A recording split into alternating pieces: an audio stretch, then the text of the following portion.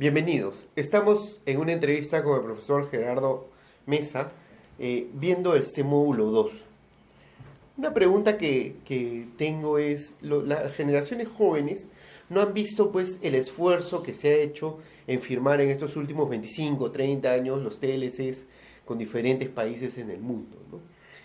Quisiera que nos comentes un poco estos esfuerzos que se han hecho, ¿no? Porque ahora ya es todo acomodado, ya hemos firmado los acuerdos de libre comercio con las principales economías del país, pero sí quiero que se sepa cuáles fueron esos esfuerzos, ¿no? y las resistencias que hubieron. Gracias, Mario, por la pregunta. Y como dices, en la actualidad, cuando un joven sale de la universidad, lo primero, muchos piensan en poner una empresa y exportar. ¿Por qué? Porque los mercados están abiertos. Actualmente, por los TLCs ya casi todos los mercados están abiertos. Cuando uno escucha TLC, es algo de todos los días. Pero esto hace 15 años era distinto. Ha sido muy complicado lograr la negociación de estos acuerdos de libre comercio. Durante la época del TLC con Estados Unidos, muchos sectores, muchas entidades, tanto el sector privado como el sector público peruano, no estaban convencidos de los beneficios de los TLCs. ¿Y por qué? Porque había esta idea de que proteger los mercados con aranceles era la mejor forma de promover el crecimiento económico y generar oportunidades. Y ciertamente hubo mucha resistencia cuando negociábamos los primeros TLCs. Durante la negociación del TLC con Estados Unidos había mucha resistencia del sector agro, por ejemplo, que decían que el agro peruano iba a desaparecer por el TLC con Estados Unidos. Y utilizaban otros argumentos además. Por ejemplo, decían que gracias al TLC con Estados Unidos las medicinas iban a subir de precio. Entonces, esa era una razón para oponerse al TLC. Durante la negociación del TLC con China, había mucha resistencia porque algunos sectores señalaban que el TLC con China iba a permitir el ingreso de textiles sin aranceles, iban a destruir la industria nacional, y eso hubiera terminado perjudicando los beneficios que hemos tenido en el sector agro. Finalmente, en la negociación del TLC con China, lo que se hizo, por ejemplo, fue excluir por completo el sector textil. Entonces, se excluyó al sector textil para garantizar los beneficios únicamente para el sector agro. Entonces, sí ha habido un trabajo muy complicado para lograr la negociación de estos TLCs, cambiar el chip y la mentalidad de las personas, la mentalidad del empresario peruano, de que empiece a ver hacia afuera antes de mirar hacia adentro el mercado, ¿no? Uh-huh. Sí, es súper interesante esta reflexión, porque las nuevas generaciones pues no han visto pues la lucha y ese trabajo de varios gobiernos y de varios profesionales en el sector público y del sector privado para impulsar esto, ¿no? La siguiente es, oye, ya tenemos mercados ganados, ¿no? Acuerdos que están funcionando, pero como todo en el comercio internacional no es estático, es dinámico. Entonces siempre se corren riesgos, peligros de que estos acuerdos vayan derivándose en otras cosas o que se vayan rompiendo, se vayan incumpliendo o se vayan mejorando. Cuéntanos un poco sobre esto. Sí, Mario, eso es parte del trabajo, es la negociación, pero parte del trabajo también es la administración y velar porque el acuerdo se cumpla.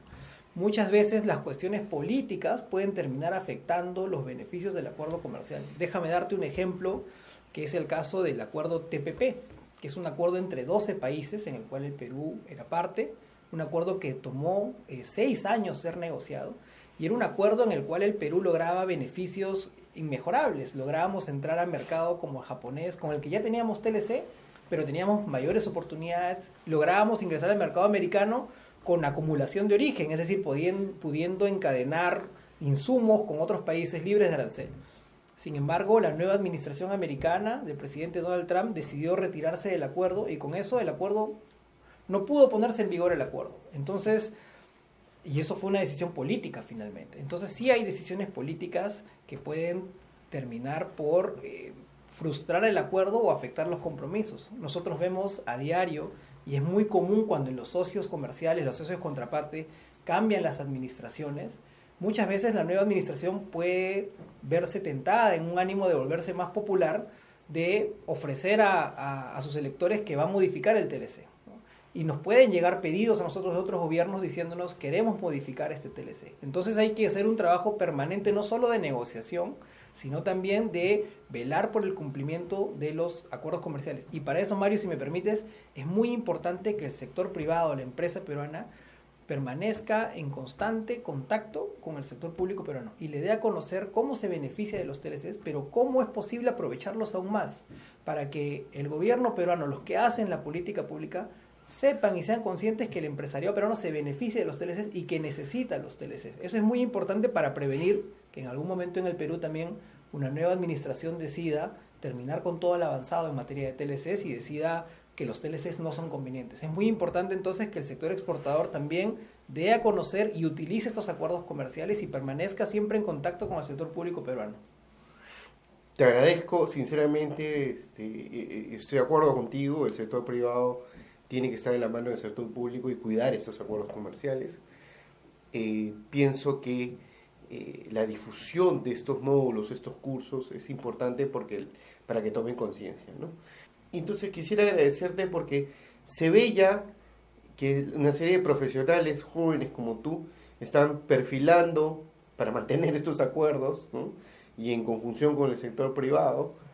Creo que contigo y los empresarios modernos tenemos para 20 años más de una política comercial seria, de intercambio serio en el mundo, ¿no? Muchas gracias. Gracias, Mario. Ojalá así sea. Gracias.